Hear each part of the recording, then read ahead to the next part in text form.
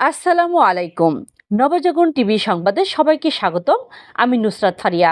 আনন্দমোহন কলেজের শিক্ষার্থীদের বিদায় সংবর্ধনা। নিজস্ব প্রতিবেদক। ময়মনসিংহ ঐতিহ্যবাহী শিক্ষা প্রতিষ্ঠান আনন্দমোহন কলেজের উচ্চ মাধ্যমিক পরীক্ষায় অংশগ্রহণকারী 2023-24 শিক্ষাবর্ষের শিক্ষার্থীদের জন্য দোয়া মাহফিল ও বিদায় সংবর্ধনা অনুষ্ঠান অনুষ্ঠিত হয়েছে। বুধবার 18 জুন সকালে কলেজ হলরুমে কলেজ আয়োজিত এক আলোচনা অনুষ্ঠানে প্রধান অতিথি হিসেবে বক্তব্য রাখেন আনন্দমোহন কলেজের অধ্যক্ষ প্রফেসর মোহাম্মদ আমানুল্লাহ। আনন্দমোহন কলেজের উচ্চ মাধ্যমিক পরিচালনা কমিটির আহ্বায়ক মোহাম্মদ আতিকুর রহমানের সভাপতিত্বে অনুষ্ঠানে বিশেষ অতিথি হিসেবে বক্তব্য রাখেন মমিনুন্নেছা সরকারি মহিলা কলেজের অধ্যক্ষ প্রফেসর ডক্টর মালেকা বিলকিস। অনুষ্ঠানের শুরুতেই স্বাগত বক্তব্য রাখেন দর্শন বিভাগের সহকারী অধ্যাপক মোহাম্মদ আশরাফুজ্জামান।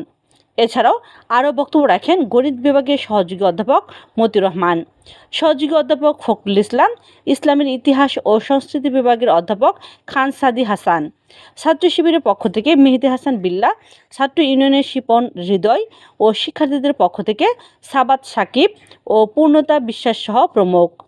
আলোচনা শেষে বিশেষ মোনাজাত এবং 1035 জন শিক্ষার্থীকে বিদায় সংবর্ধনা দেওয়া হয়।